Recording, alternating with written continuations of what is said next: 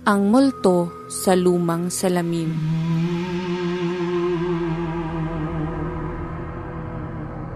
Magandang gabi sa inyong lahat.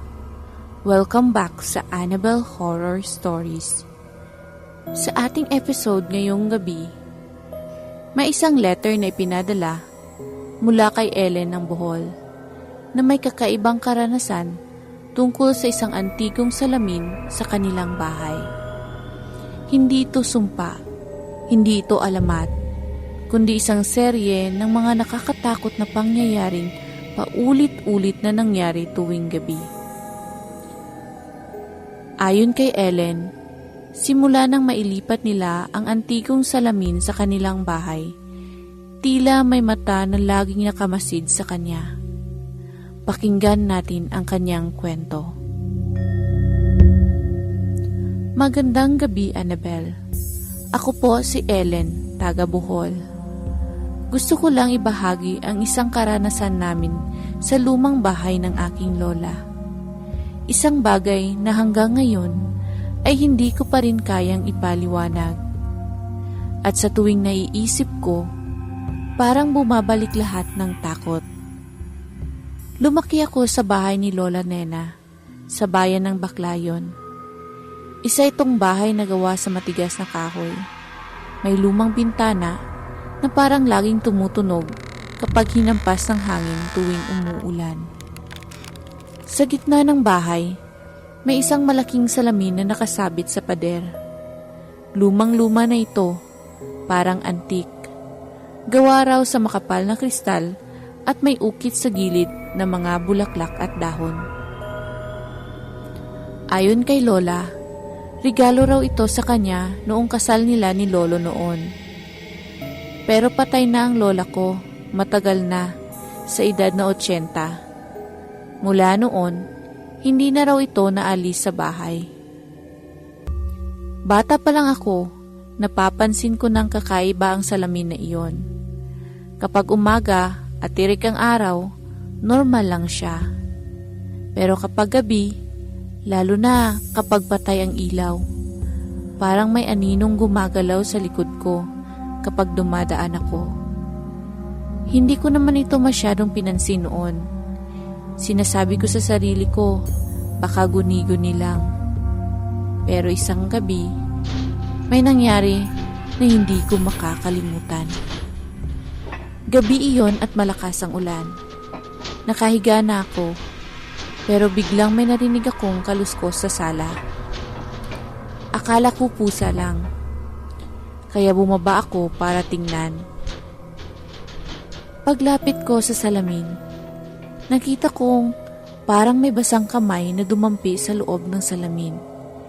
Hindi sa labas, Annabelle, sa loob mismo. Dahan-dahan kong nilapitan at doon ko nakita ang mga marka ng kamay. Parang nagmumula sa kabilang panig ng salamin. Kinilabutan ako. Tumakbo ako pabalik sa kwarto at nagtalukbong ng kumot. Simula noon, halos gabi-gabi, may kakaiba akong napapansin. Minsan, habang naglalakad ako sa sala, nakikita kong parang may nakatayo sa likod ko sa refleksyon. Pero paglingon ko, wala naman. May mga pagkakataon ding may mahihinang kaluskos na parang nagmumula sa mismong salamin. Parang may kumakaskas na kuko sa likod ng salamin. Minsan, naririnig ko ring parang may humihinga mula ron. Sa totoo lang, Annabelle, minsan gusto ko nang takpan yon. Pero sabi ni Mama, "Huwag mong galawin yan, anak. Akin yan sa nanay ko. Hindi yan delikado, kaya't hinayaan ko na lang." Isang umaga, pagkagising ko, napansin kong may mga fingerprints sa salamin. Pero hindi sa labas, sa loob. Mula ron, parang hindi na ako mapakali. Minsan, habang nag-aayos ako ng buhok sa harap ng salamin, napapansin kong hindi eksaktong sumusunod ang refleksyon ko. Parang laging nahuhuli ng kalahating segundo. At minsan, nakangiti siya kahit hindi ako nakangiti. Noong isang Sabado, nagpunta ang mga kaibigan ko para bumisita at magkwentuhan. Isa sa kanila si Rhea. Dumaan sa harap ng salamin. Bigla siyang napahinto. "Len, may babae sa likod mo," sabi niya. Natawa ako pero nang humarap ako sa salamin, wala akong nakita. Ayan oh, sa kanan mo." Halos pasigaw na siya. Pero wala talaga akong nakita. Si Rhea naman, biglang tumakbo palabas. Pagbalik niya, maputla siya at nanginginig. May babaeng nakaputi sa loob ng salamin. Nakatingin sa'yo. Ngumiti siya sa akin, ang sabi ni Rhea. Mula ng pangyayaring iyon, ay hindi na bumalik pa si Rhea sa bahay. Kinausap ko si Mama tungkol dito. Sinabi ko sa kanya na may nagpapakita daw sa salamin ni Lola. Tahimik lang siya sandali. Tapos tinanong niya ako kung alam ko ba kung kanino galing yung salamin. Galing daw yan sa lumang bahay sa bayan. Yung mismong nasunog noon. Isang pamilyang namatay lahat sa apoy. Pero yang salamin lang ang natira. Napalunok ako. "Bakit hindi mo sinabi?" tanong ko. Kasi wala naman daw masamang nangyari kay Mama. Hanggang ngayon, baka nananatili lang doon ang mga kaluluwa.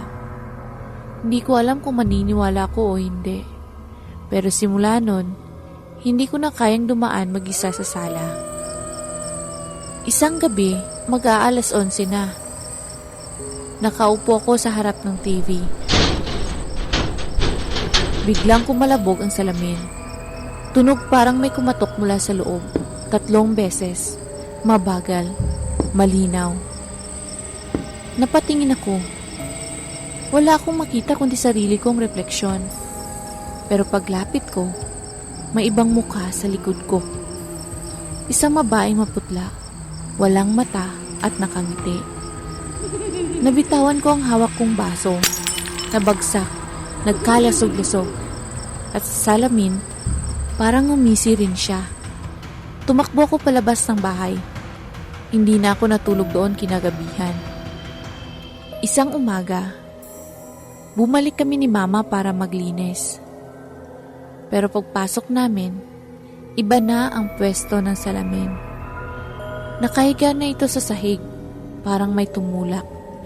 Sabi ni Mama, baka bumagsak lang. Pero hindi iyon basta mahuhulog.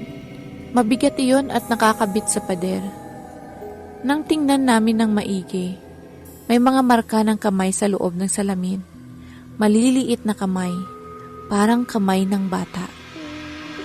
Ngayon, Annabel, 5 taon na mula nang nangyari iyon. Hindi na namin binalik ang salamin sa bahay.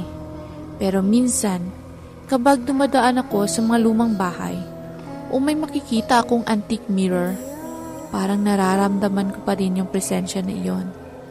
Parang may nakamasid pa rin sa akin mula sa likod ng refleksyon. At minsan, sa gabi, nakikita kong may ibang mukha sa salamin ng kwarto ko.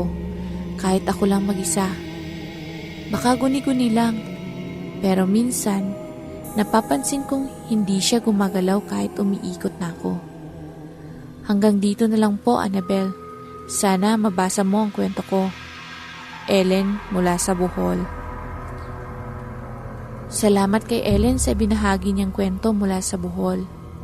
Isa na namang patunay na minsan ang mga lumang bagay na akala natin simpleng dekorasyon lang ay maaaring may dalang alaala ng mga hindi na natin nakikita. Kung may sarili ka ring kwento katulad nito tungkol sa mga multong nagpapakita, mga bahay na may kakaibang presensya o mga bagay na tila may sariling buhay, ipadala mo sa Annabel Horror Stories. Tandaan, sa bawat salamin na tinitigan mo ngayong gabi, siguraduhin mong sariling refleksyon mo lang ang nakikita mo. Hanggang sa susunod na kwento, matulog ka ng mahimbing kung kaya mo pa.